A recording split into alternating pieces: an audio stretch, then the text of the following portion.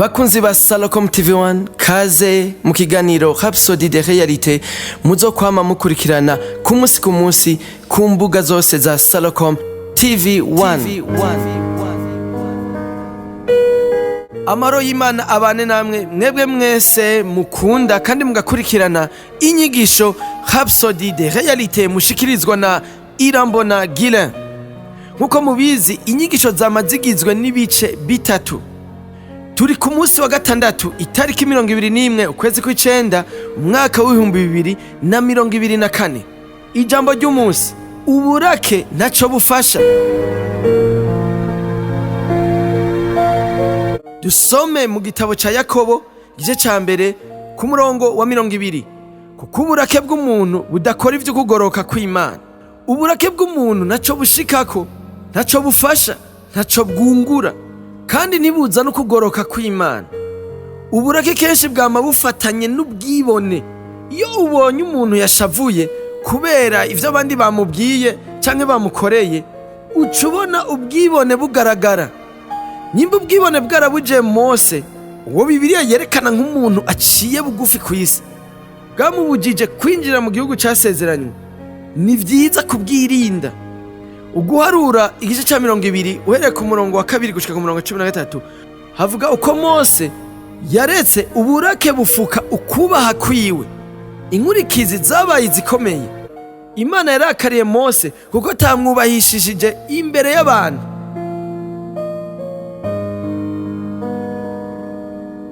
Uhoraho abarira Mose na Aroni ati ko mutanyizeye ngo mwerekane ukwera kwanje imbere y'Abanyisirayeli, nimugishikanye iri koraniro mu gihugu nemeye ko nzobaha. Iri jambo turibona mu guharura igice ca 20 ku murongo wa 21. Uburake bwa Mose bwagwanije imbono y'ubuzima bwose.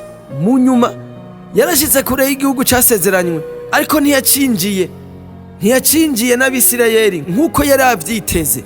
Ivyo turashobora kubibona mu gitabo cyo gusubira mu vyagezwe igice ca 34 uhereye ku murongo wa 1 gushika ku murongo wa 4. Ntimukemere ko uburake buba muri mwebwe. Nta numwe akwiye gutegwa ubwoba n'uburake bwawe. Ivyo ba vyose ntiwemere gutwagwa n'uburake. Mu gitabo cy'umusiguzi igice c'indwi ku murongo w'9 havuga ngo ntukihutire kuraka mu mutima, kuko uburake bwama mu mushaha w'ibifu. Ku mwanya atura, nta burake buri muri jewe. Urukundo n'impuhwe za Kristo birongora umutima wanje. Ariko Pastor Chris, Bibiliya iremera yuko dushobora gushavura kandi tudacumuye. Tubibona mu Banyefesi igice ca 4 umurongo wa 26. Ego, ariko Bibiliya iratugabisha ko tudakwiye kureka ishavu bikomantaza imitima yacu. Kuko itwokomeza uburake ntaco bufasha. Hagukora ivyo, uburake bweranda bubasunikira kugira ico mukoze mu kugwanya Satani n'ibikorwa vyiwe bibi biri mu buzima bw'abantu. Uburake bweranda bubafasha gukura abantu mu bibi. Igihe mubonye igikorwa ca Satani mu buzima bw'umuntu, mugaca muvuga ati oya, sinemera ko ivyo bibandanya, muba mukijije uwo mutima. Nubwo burake bweranda bubasunikira kwerekana ukwizera kwanyu n'urukundo rw'Imana. Bitandukanye n'uburake bw'umuntu buzana ubwoba, gutinya. Uburake bweranda bushira hejuru Imana kandi bukagura ubwami bwiwe. Reka ubuzima bwanyu butange urukundo rwa Kristo. Ntimwemerere ko uburake bwonona intaye yawe canke bubuze igikorwa c'Imana biciye muri mwebwe. Tuje mu gice ca 2 kijanye n'isengesho ry'uno munsi. Data mwiza, ndagushimiye kubw'ijambo ryawe rindongora mu kugukorera n'umunezero no gukwiragiza urukundo n'ubugororotsi.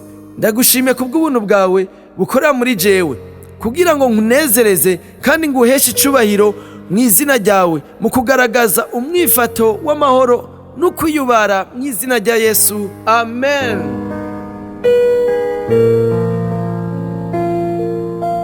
Reka turangirize ikiganiro cacu ku isengesho ryo kwakira Umwami Yesu Kristo nk'umwami n'umukiza. Mwami Imana,